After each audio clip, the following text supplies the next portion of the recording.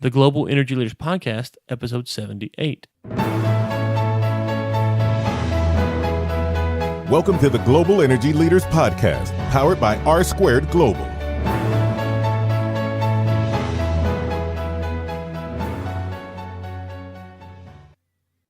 Welcome to another edition of the Global Energy Leaders Podcast. As always, I'm your host, Ryan Ray. So good to have you. And we get into one of the most controversial topics there is surrounding energy today, and that's fracking. And if you know anything about me, you know I've worked in oil and gas, so obviously on some level I am pro-fracking. I'm a pro-markets guy, which we had to talk about that and why that's different someday. But for today, yeah, obviously I'm on the fracking side of the debate. But I want to hear from you guys. Ryan at globalenergymedia.com. Question of the day: are you pro or anti-fracking, and why? Send me an email, Ryan at globalenergymedia.com, and we will read your answer on the air. But why we're talking about it is a better question. We have on Isaac Orr, who is a research fellow for energy and environmental policy at the Heartland Institute. You know, he's got papers on a wide-ranging stuff. We'll link to his contributor page, or the About Us page, rather, at heartland.org, so you can check it out. And we got a bunch of stuff we discussed in the show. All of that will be linked in the show notes, and I may attend their event, and if so, I'll let you guys know, and you might want to attend as well. So without further ado, here is Isaac Orr talking about fracking. Well, Isaac, it's a pleasure having you on the show today. How are you doing? Oh, I'm doing great. Thanks for having me. Great. Well, let's jump into it. First, tell us about the Heartland Institute and what you guys do there, and what made you interested in fracking and energy in general. Yeah, absolutely. So the Heartland Institute is a public policy think tank. We're based out of Arlington Heights, Illinois, and we are a free market think tank. So what we do is we try to find free market solutions to real-world problems, and energy policy is one of the areas that we are the most interested in, just because it's so important and has such huge implications for pretty much every aspect of our economy. So I became interested in geology because I grew up on a dairy farm in Wisconsin, and I grew up in the same house my grandfather was born in. He was born in this house in 1930, I believe, and there was a situation a lot of times in the summer where if it was really hot, the cows would be drinking outside, and they would draw down the well pressure so much in our water well that we didn't have water inside the house. So when I was in my initial geology classes in college and we were talking about well pressure and all of this, that, and the other thing, I was like, this is really relevant. So I studied geology in college, and then I was always interested in political science as well. So this is really just kind of a really good way to combine those two passions of mine, and that kind of led me to get interested in fracking. So yeah, that's my story, and I'm sticking to it. Sounds good to me. Well, fracking, that is, depending on where you're at, where you're from, and what you think, could be a very positive word or a very, very bad word. Let's just start off with maybe why do you think it is such a volatile word, if you will, polarizing word that you know, if you're in oil and gas, you're pro oil and gas, man, that's the greatest thing you've ever heard of. And if you're on the other side of the coin, you're like, oh my gosh, it's destroying the world. Why do you think that is, that it's such a divisive word? Well, I think if we're going to talk about words, I think it sounds like the F word, and I think that was, you know, maybe intentional because it is hydraulic fracturing. I understand why you'd want to, you know, shorten that or whatever. So I think that's part of it, and I think it's also like an unknown word. I think that when there is a new process that comes out, people are generally very skeptical of it, and then over time, once it has a track record and establishes itself, it becomes more acceptable over the long term. So hydraulic fracturing has been around for a really long time, but it was, you know, much smaller in scale, in magnitude. I kind of like to compare it between the original one was more like a Model T, and we have, you know, our cars today that are you know, theoretically the same thing, but much different. Right. I remember when I was working in the Haynesville Shale and in the Barnett, and the shale revolution was going on, and you know, they're talking about fracking and all this stuff and hydraulic fracturing, and you know, using all these terms, and you're like, yeah, that's great. Well, from my standpoint, I really didn't care at the time because, you know, we were just working and we were being employed, and that was good for business, and so it really wasn't for us. You know, it didn't really matter how it worked. And then it seems, as you kind of walk down the timeline, within a few years, all of a sudden, obviously the natural gas prices plummet, and you're kind of in the spot where all of a sudden people are going, "Oh my goodness, this is terrible." You got movies and videos and documentaries that are coming out, and they're lighting the water on fire, and it just kind of swung the pendulum. And then for someone like myself, who back then really didn't study all that stuff, because it it didn't really matter. You're like, oh wow, is this really a bad thing or is it a good thing? And so it seems that the perception side of it, maybe the oil and gas companies didn't do a good job of educating the public early on, and they kind of missed the window, and now they're trying to fight an uphill battle. Would you agree with that, or am I missing something there? No, I think you're spot on. I think the oil and gas companies were like kind of pretty much thinking, hey, this is really good for us. This will be good for them economically. Therefore, they're going to go along with it. And if we keep our heads down, hopefully we can get away with it. And not that they're necessarily getting away with anything. There's been, probably 18, 19, 20 studies that have all shown that hydraulic fracturing isn't impacting water supplies from a geological standpoint beyond surface spills. So the track record of fracking is very, very good when you talk about the environmental impacts. But the PR of the oil industry and the gas industry has been substandard, and I think that that's resulted in a lot of heartache on their side going forward. Let's just start with this fracking 101. What are some of the biggest misconceptions that are out there? And what would you say to people who go, you know what, I've seen a lot of bad stuff and I'm just kind of concerned, earthquakes and, it's getting into the water and stuff like this. You're quoting these reports, but there's reports that seem to go against that. So just a general 30,000-foot view for our listeners, where would you start to educate folks about fracking? Sure. I would start from the beginning. I would explain, okay, so we've been developing oil and natural gas in the United States for a really long time. The commercial oil business has been around for, over, a century and a half, 150 years. And we used to get our oil from easily accessible reservoirs. So that'd be sandstone formations, that'd be limestone formations, very permeable formations where oil and gas can flow freely out. So we essentially, it was a lot like sucking a drink out of a cup that you might get at McDonald's. You stick the straw in there. The ice is kind of the sand grains. That's the reservoir.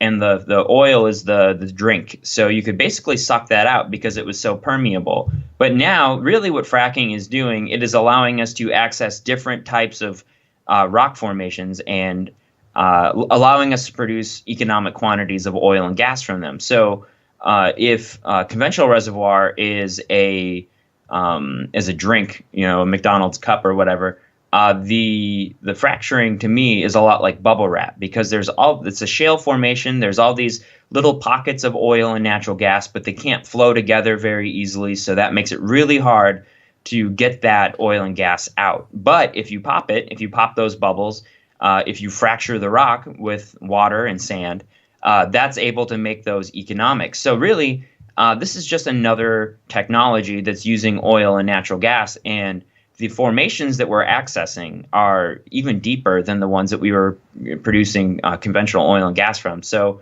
it's actually deeper, and the fact that it is deeper in the stratigraphy of the Earth makes it less likely that there could be contamination. So really, fracturing is safer than conventional oil and natural gas development, and I think that's where I would like to start.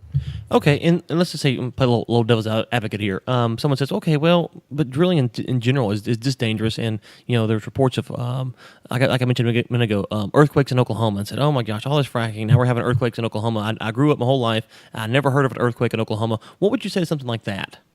Yeah, absolutely. So, The thing about the earthquakes in Oklahoma is it's not the hydraulic fracturing process itself. It's disposing of the wastewater that is produced during conventional oil and gas drilling, actually. There is a report by, I believe it's the United States Geological Survey, that shows most of the water that's produced in Oklahoma is coming from conventional oil production in the Mississippian Lime Formation. So they're not even using hydraulic fracturing in this formation, but the reason why there's so much wastewater, this is essentially a saltwater reservoir with a little bit of oil. So when oil is trading at $105 per barrel, it makes sense to develop this formation. But you have to get rid of upwards between 7 and 10 barrels of saltwater for every barrel of oil that you're bringing up. So they're injecting this saltwater into a sedimentary rock formation called the Arbuckle Formation, which has been used to dispose of oil and gas wastewater for, as long as they've been producing oil and gas in Oklahoma. But they're pumping it down there in such large quantities and such large volumes at such high pressures that that's causing this seismic activity. So what they've done, they've reduced the amount of wastewater that you can inject into this formation by 40% from 2015 levels. And you've actually seen the number of earthquakes in Oklahoma start to decline as a result of that. So that can be managed going forward by requiring drillers to pump the wastewater back into the formation that they pumped it out of. So that means that there's no net change in pressure, really. So there are obviously concerns, and I think those concerns are warranted, but I think there's also really good engineering solutions to those problems. Sure, and if for someone listening, go, wait, you said water. I know it's salt water, but what about the water table and water going on there? And just to be clear, that those are two separate things that we're talking about when we're talking about this salt water that you're pumping out of the formation, correct? Yep, absolutely. Okay, good deal. So let's move on to government regulation. One of the things that you see, especially with President Trump now, compared to President Obama, is that there's, quote unquote, people are kind of scared that all these regulations are being rolled back and that the industry will be free to go and blow and do whatever it wants. Let's talk about regulation. How is fracking regulated? Is it over-regulated, under-regulated, just right? What are your thoughts, and what are some misconceptions maybe the general public has about the regulation of fracking from the government standpoint? Sure. So oil and natural gas development is primarily regulated by state entities anyway. So when we talk about the additional regulations that the Obama administration was placing on hydraulic fracturing, they were really duplicative. So they were essentially just requiring extra regulation that go on it, and really only applied to federal lands. So when you look at the difference between production on state lands versus federal lands over the last, well, during the Obama administration, state and private lands greatly increased their oil and gas production, whereas federal lands were about the same. I mean, there was a drop off in the Gulf of Mexico. There was some increase in onshore oil and gas drilling, but not a lot. So the permitting process for federal lands is long, it's expensive, and for every day that a project is delayed in the oil and gas sector, that's a lot of money, because time is money everywhere, but especially in the oil and gas industry. So by rolling back some of these regulations, they're not really rolling back environmental protections, because that's all administered by states anyway. But they are increasing the ability for producers to get into the formation sooner, which is important because who knows what the price of oil is going to do going forward. Right, and so just to kind of recap there, if I understand what you're saying, is that when you see maybe Fox or MSNBC or whomever on the national news talking about regulation rollbacks, it's really not what we're thinking, because the Texas Railroad Commission here in Texas, or whoever the case may be, is going to monitor that on a state level. So why do you think that it's portrayed like that so much in the media, that that the regulations are being rolled back and we got to watch out because now the oil and gas companies will have free reign to do what they want? Because we have a 24-hour news cycle and they need something to talk about. And I know that sounds super cynical, but I think that's part of it. I think that we have a lot of environmental groups like 350.org and Sierra Club and Greenpeace that aren't exactly committed to reporting on this as, I don't know, objectively as possible. So I think that for them, they're able to talk about scare stories, they're able to increase funding, and they're able to get headlines. So honestly, I think that's it. Okay, so let's let me go to one more thing here on the environmental side. You'll see from time to time, a spill or something like that surrounding a well being drilled. How big of a threat is that to the environment, where they're going out there, they're drilling these holes in the ground, they're fracking, either or conventional, and there's having spills, there's leaks, and there's stuff like that that's causing catastrophic damage to the environment? Sure. So spills are actually, in my opinion, the largest threat to the environment from fracking, because the structural integrity of the wells is actually pretty strong. So this is the area where the industry can improve the most, because most of these spills are contained on the well pad, but some of them aren't, and that's not good because it's right at the surface. This is where the surface waters are. So I think that if states want to get more strict on enforcement, the spills would be one of the places. I think I'd want to look into what the impact of increasing fines, that sort of thing, is on spills. Does that have an effect? But this is one thing that I have not been keeping up on as much as I would like to. Absolutely, surface spills are threat numero uno.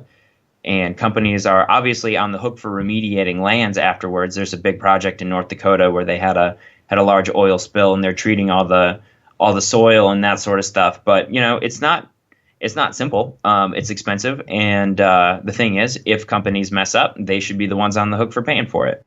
Absolutely, and I'm curious to see. You said earlier that you're a free market think tank. Just from a strictly libertarian point of view, what could we increase the landowner's actual rights for spills so that the person who's directly affected could then go after the oil and gas company? Because the problem with the government, in my opinion, at least here, given my true side, the problem with the government is if they get too much, their hands on it too much, then you get overregulation. Whereas if you said, well, the landowner's the one who's actually being hurt, or multiple landowners are being hurt, for them to actually come back and say, okay, oil and gas company, here's what you did, here's how you impacted my land, and this is going to be the pay for an environmental study and the long-term impact. Would you be in favor of a system like that, or do you think that should rest with the government? Oh, I mean, I'm a property rights guy, and I think if I grew up on a dairy farm. I grew up in Wisconsin. There's no oil or gas there, but if there was a situation where there was some oil or gas leasing on my dad's land, I think that he should have the right to say, hey, you guys messed up. You need to pay for this assessment. It's got to be some sort of third party because obviously we want this to be as impartial as possible, and you guys should have to pay for it. Absolutely. Right. One thing I've enjoyed about doing this show is we bring on folks from all different backgrounds that have all different kind of opinions. And I've learned that as energy professionals, for the most part, we really have a lot of things in common. Now, we may disagree on, the impact of climate change, or is fracking, a good thing or a bad thing, or solar or whatever. We may disagree on execution and things like that. But as far as being able to talk about the issues, I think we really agree that there's a lot of core principles. And oil and gas, I think, gets kind of a bad name because it feels like you have to almost protect it because it's under attack so much. But me and you are both pro oil and gas guys. Are sitting there saying, okay, yeah, we want oil and gas to happen, but we also want there to be repercussions when they do bad stuff. And I think that kind of narrative oil and gas professionals need to embrace more is that we're pro oil and gas, we're pro drilling. But guess what? If you tear my land up, that there's punishment for that. Just because you're oil and gas, you're doing good things, doesn't mean you should get a free handoff on that. Absolutely. And another thing I like to talk about is total energy consumption in the United States, because I think that there's a really big disconnect between what people think or where people think we get our energy and where we actually get our energy. So I like to ask people this because people hear that I support fracking and all that kind of stuff, and they kind of give me a weird look. And I just say, hey, okay, so let's imagine that your phone battery represents all the energy that we use in the country, shipping stuff, driving, oil, electricity, and, everything else, heating, natural gas, that sort of thing. And I said, how much of that energy do you think comes from wind or solar? And then people say, oh, probably not much, probably like 10, 20%. And then I just let them know it's actually about 2.2% of our total energy comes from wind and solar. We have about 8% from nuclear. We get about 18% from coal, 28% from natural gas, and 35% from oil. And when people think about it in terms of that, in terms of their phone battery, think about, how happy do you feel when your phone's getting to about 2.2%? I get nervous when I get below 45%, honestly. But right. But I like to couch it in that way because I think that that's something that people can identify with, right? Because the first question I'm ever going to ask when somebody approaches me with any sort of proposition is, what's in it for me? And unless we can talk to people in a what's in it for me type of way, then we're fighting a losing battle and we're never going to win it.